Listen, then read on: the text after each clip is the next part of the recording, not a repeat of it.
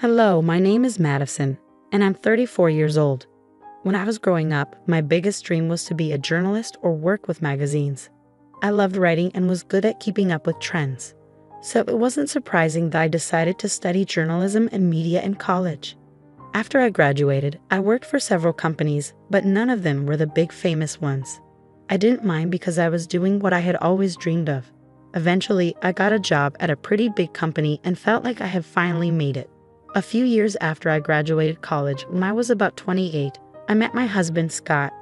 Scott's family was pretty wealthy and had their own business.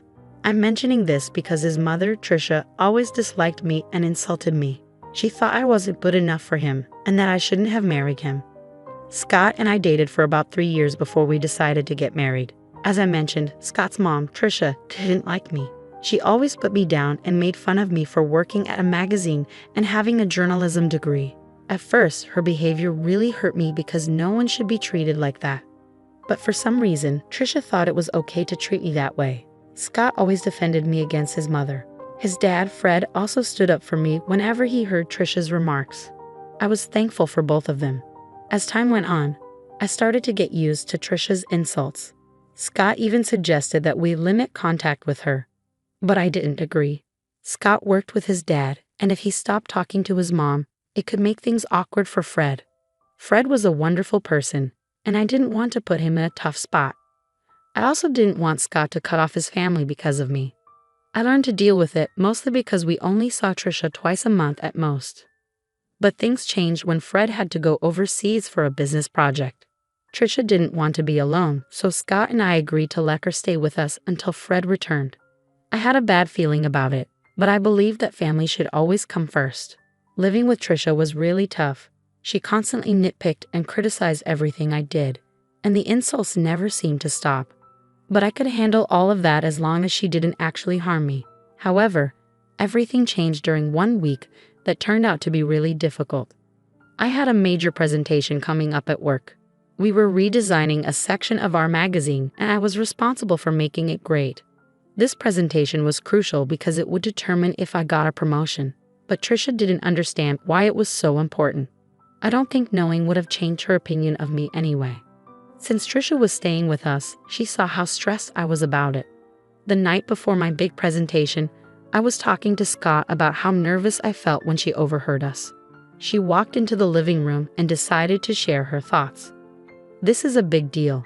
All the top bosses will be watching me. I can't imagine how scary this must be for you. I'm glad you had it easier with your business, but this is such a different game. I'm so scared of messing everything up." "Don't say that. You'll do great." I wish I could believe that.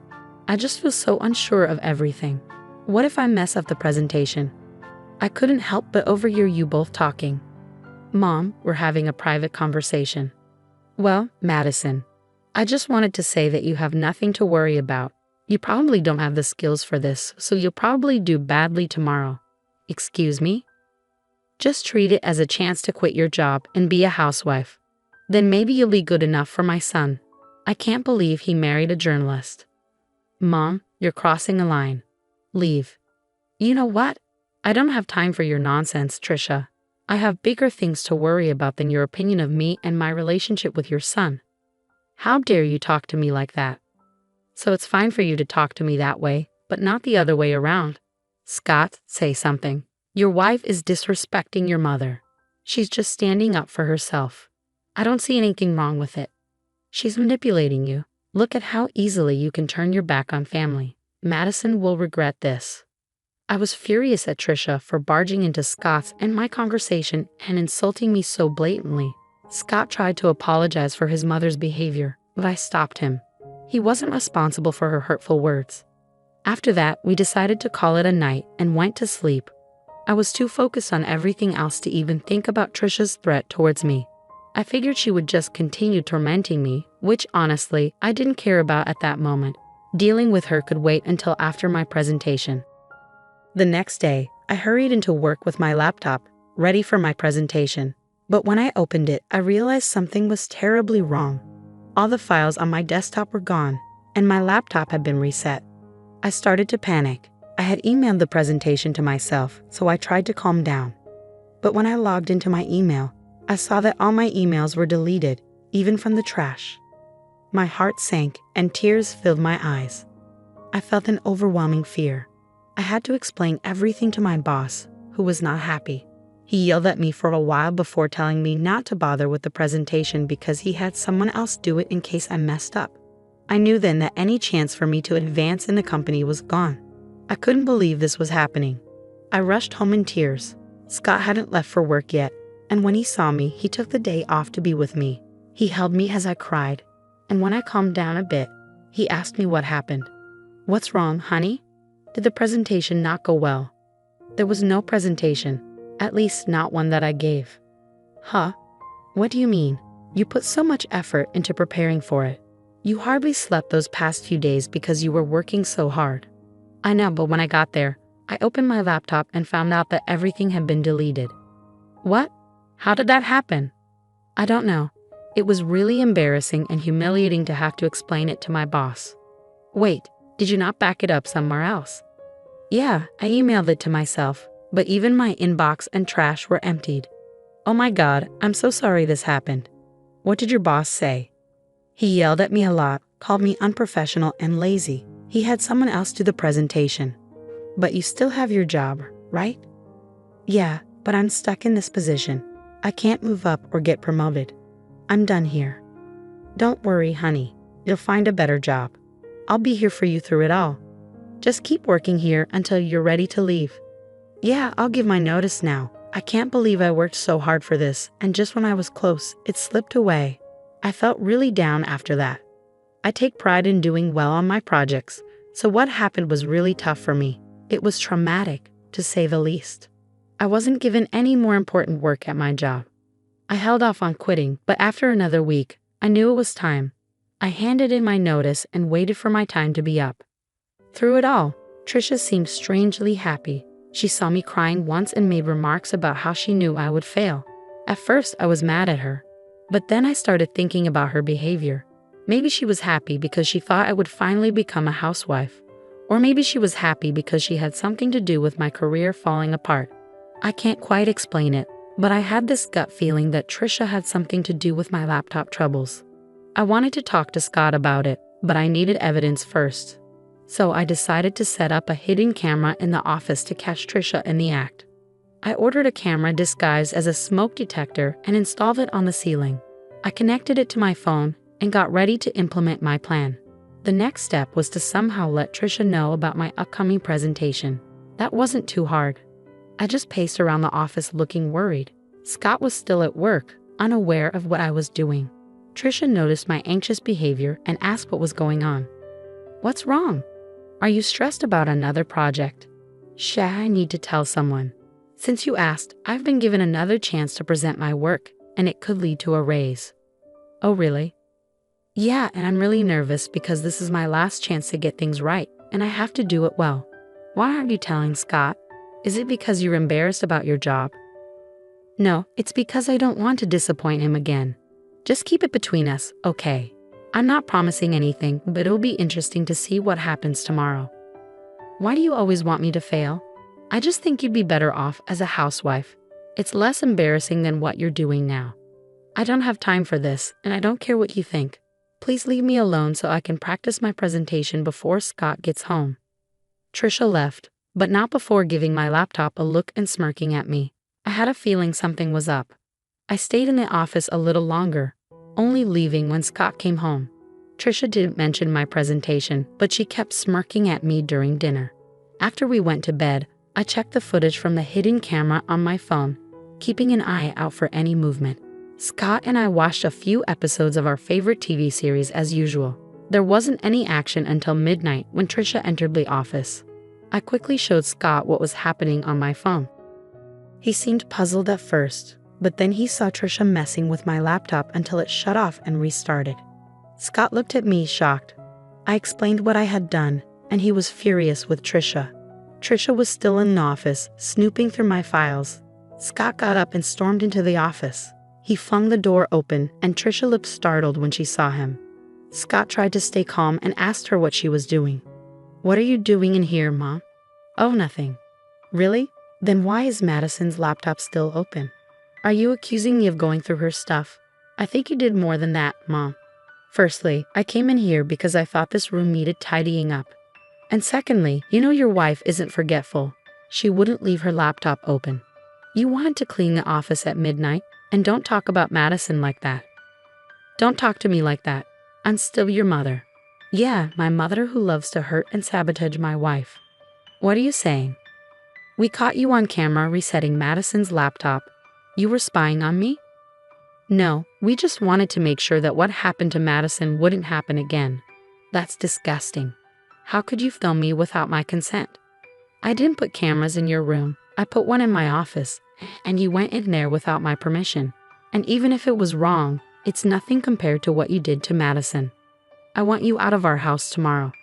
But I'll be all alone, Trisha protested. I don't care. I don't want to talk to you. The next morning, Trisha tried to delay things by helping with breakfast and washing dishes, but Scott wasn't having it.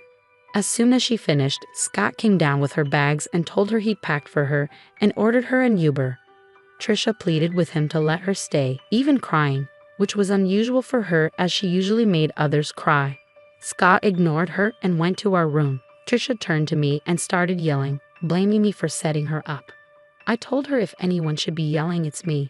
She's lucky I haven't shared the footage with her friends and family. If they knew what she did to me, she'd lose them all. That shut her up pretty quickly. After Trisha left, I felt a weight lifted off my shoulders. Though I was still upset about my job situation, I knew I could bounce back and do even better. Scott was my biggest support throughout everything. Once my notice period ended, I took some time off to rest and figure out my next steps. Over the next few months, I took courses in different areas of my field.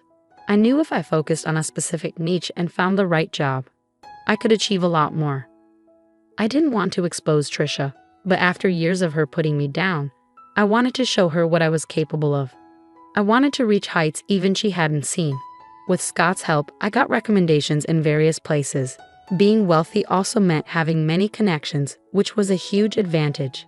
With my experience and Scott's support, I landed the role of chief editor at a major magazine known worldwide. The work was tough, but it was worth it. Somewhere along the journey to becoming chief editor, I forgot about my desire to show Trisha what I was capable of. In fact, we hadn't had any contact with her during those months. I knew Scott still spoke with his father because they worked together, but Scott hadn't heard much from or about his mother.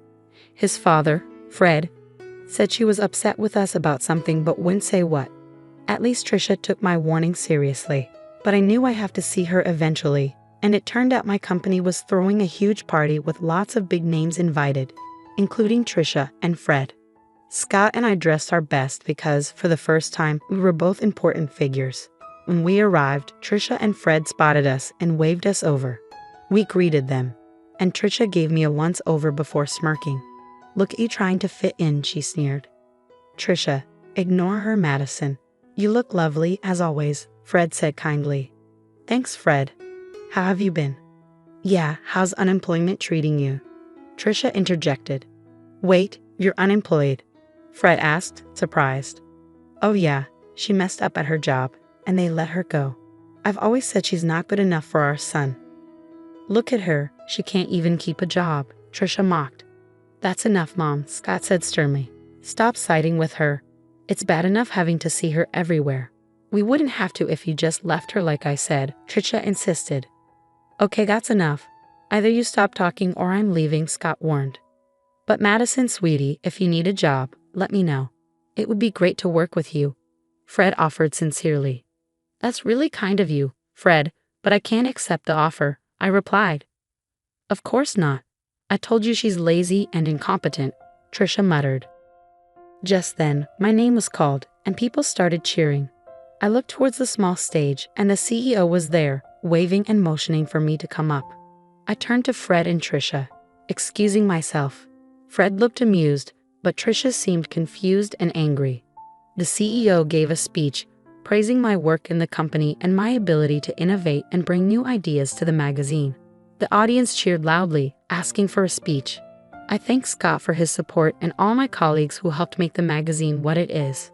I ended by thanking the one person who doubted me because their negativity pushed me to be better.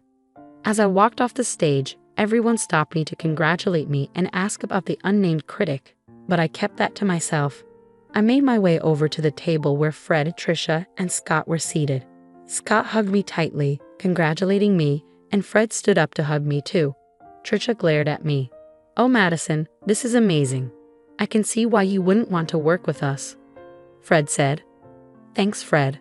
Although I'll admit, if you'd offered me the job about 6 months ago, I might have taken it." "You should have. At least then you'd be paid more," Trisha snorted. "Paid more? I could never put a price on this," Fred replied. "Right, she's not worth all that money," Trisha scoffed. "No, I mean I couldn't match what she's earning right now." "What do you mean?" Trisha asked, confused. "Do you want me to tell her, Madison? It might come off as boasting if I say it," Fred offered. "Madison makes at least 5 times more than I do in her current position," Fred revealed. "Here? How?